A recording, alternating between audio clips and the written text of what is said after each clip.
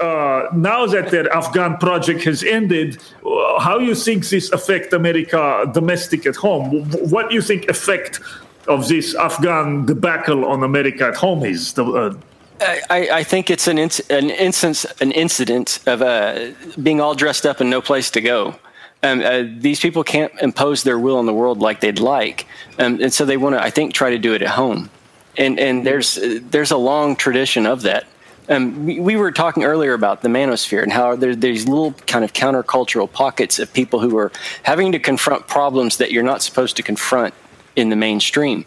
And that's been happening for a very long time, since before mass media.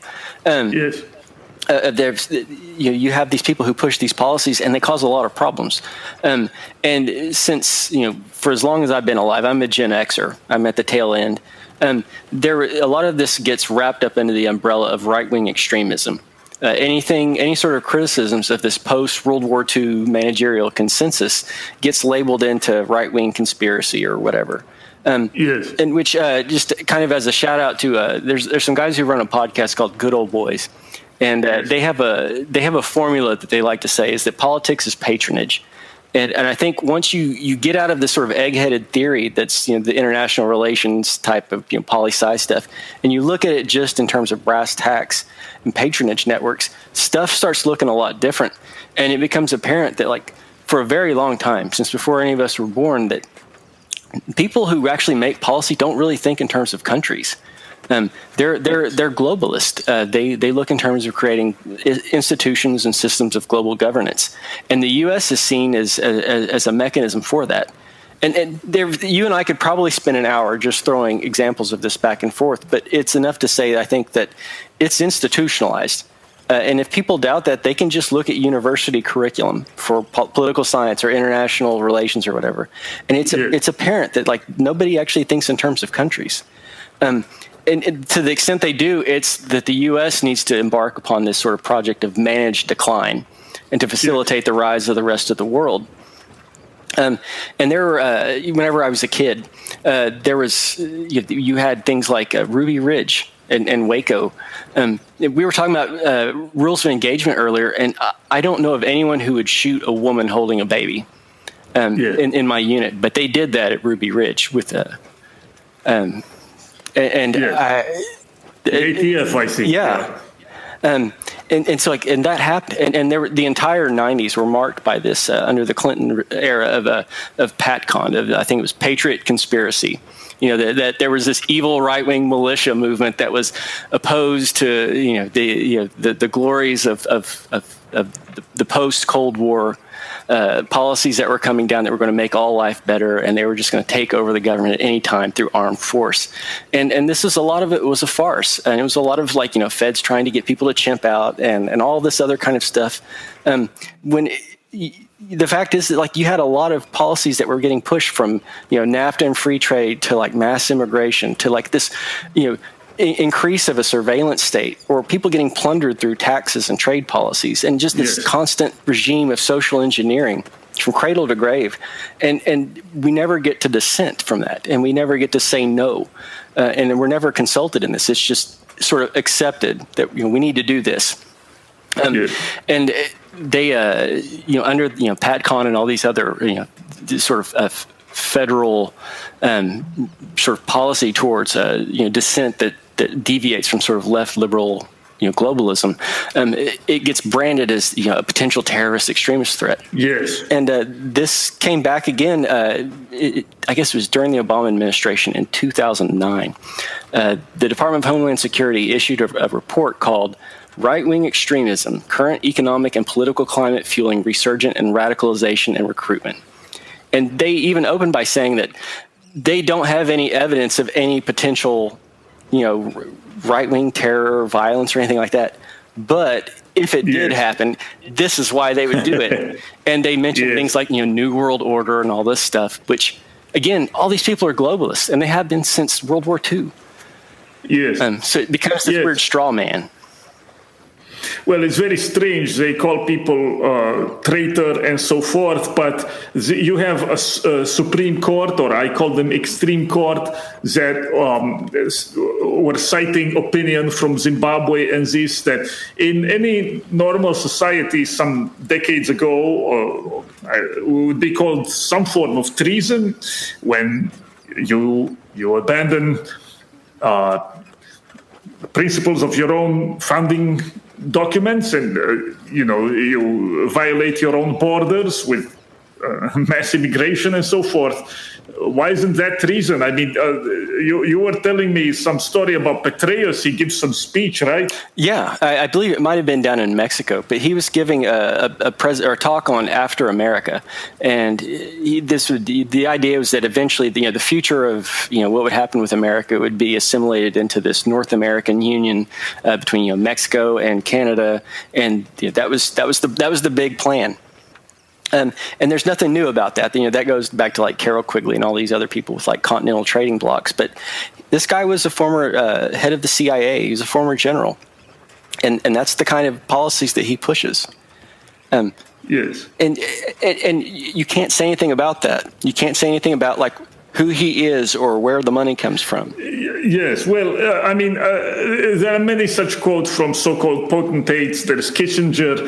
I believe he says something like, military men are dumb animals who are to be used as pawns by men like him and so forth. I don't know. How does that make you feel? I don't know. I got that one. I remember I was I had just got back from Afghanistan. I was at Walter Reed whenever I came across that quote. That pissed me off. That got me hot. There was in fact, that whole time was an awakening. You remember how there was all this animus against George Bush, and how he was the symbol of all that was wrong. All this, the evil imperialism of Iraq, it was all his fault. And they start expanding the scope to it. It's not just him. It's the people who voted for him. It's these red staters. And there was how you go to any major American city and you go into a restaurant and there are going to be like those circulars by the door. Just to clarify it for audience, this is not what you believe, but this is what basically media establishment, academia say. It's Bush and it's the people who voted for him. I mean, I remember the debates from the 2000s. And by the way, neither of us is a fan of Bush, who is a mentally retarded person. We'll talk about him in a moment. But yeah, they were saying this. Yeah. Jon Stewart made an entire career. I think Jon Stewart made an entire career out of making fun of basically my people, because they established this association with George Bush. But there was in these circulars that you'll get in any restaurant or bar or whatever, by the door, there'll be these like little magazine periodicals, and they'll, like a lot of local businesses taking out ads, but the editorials will always be these hick libs who are giving you just like the straight rot gut dope of like what leftists think at that time. And there was one by the Seattle Stranger that I remember reading during that time that really got me, because it was like it was pure BAP in their sort of disdain for us. But there was a line where he said, to red state voters, to the rural voters, residents of small dying towns and the souling, sprawling exurbs, we say, fuck off. And they're going to say, it's time for the Democratic Party to stop pandering to bovine, non-urban America. You don't apologize for being right, especially when you're at war. Now, this is some hick lib writing for whatever, but like this is how they think, and for them, like this was war, and it was war against us, and that's why Bush's recent comments. David Reboy had said something that when he's talking about these domestic extremists or whatever, he's not talking about Antifa. He's talking about you. Yes. He's talking about us because we disagree with this whole globalist project. Yes, well, Trump was very moderate man, and someday these people are going to be sorry for how they treated him, I think, because he really was someone willing to forgive their past crimes and to offer them a kind of compromise. You can keep your ill-gotten wealth, but something needs to be done for the American people as well, whereas what he apparently should have done and what the next Trump will no doubt do, will say, we need to have Iraq tribunals over the inception of the Iraq War and so forth. And so, which he sort of hinted, at least at this attitude during the South Carolina primary debate, where he crushed George Bush's brother Jeb. But I think they never forgave him for that. And of course, George Bush is full of the same kind of hatred, a desire to punish the Americans who humiliated his family, right, by voting in Trump. That's normal. But I wanted to ask you something related to what you just say with the crazy attitude of the hate libs and these people who attack. On one hand, they attack Middle America and the Bush voters as retrograde, and they try to blame colonial wars on them and so forth. And on the other hand, they carry out all of these wars abroad.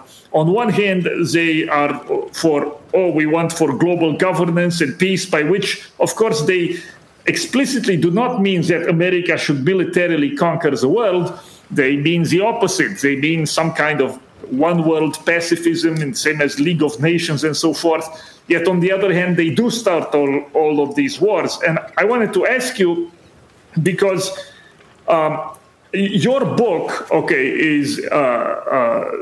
should be cultural phenomenon in America, but instead they promote this other book, The Things They Carry, which is piece of shit, and it was pushed on me and many other people in high school. It's a Vietnam War tale.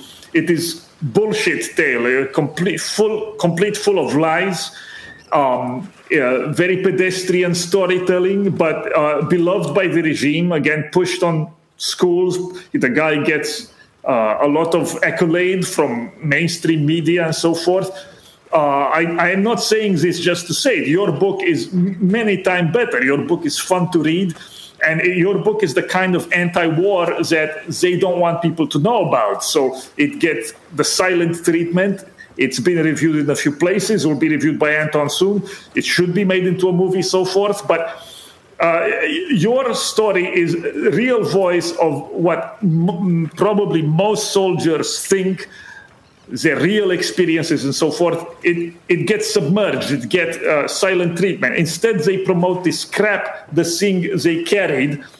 But it brought me to mind how actually the ruling ideology of the establishment is anti-war. That cannot be denied. If you go to any university department, they are all far leftoids, and they are all going to tell you about how much they hate American wars, how it's what you just said right now. It's the red stater, it's the people they used to attack as Bush voters, who are the engine of American imperialist colonial war on behalf of capital and so forth. You hear this in any university.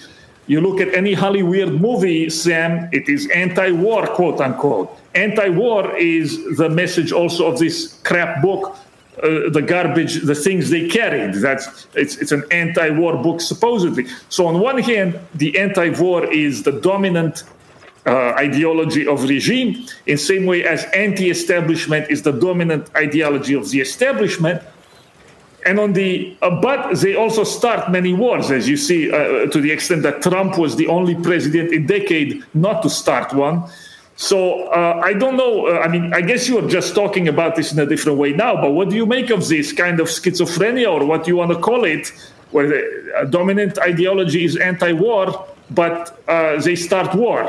Yeah, I don't fully understand that myself. It's like they can't grasp with human nature, or that you may have to engage in violence, or that's where this goes. Like I'd heard someone say, who'd been attached to some various high level muckety mucks, that Christiane Amanpour, the reporter or whatever, like she was instrumental in getting U.S. intervention into Somalia.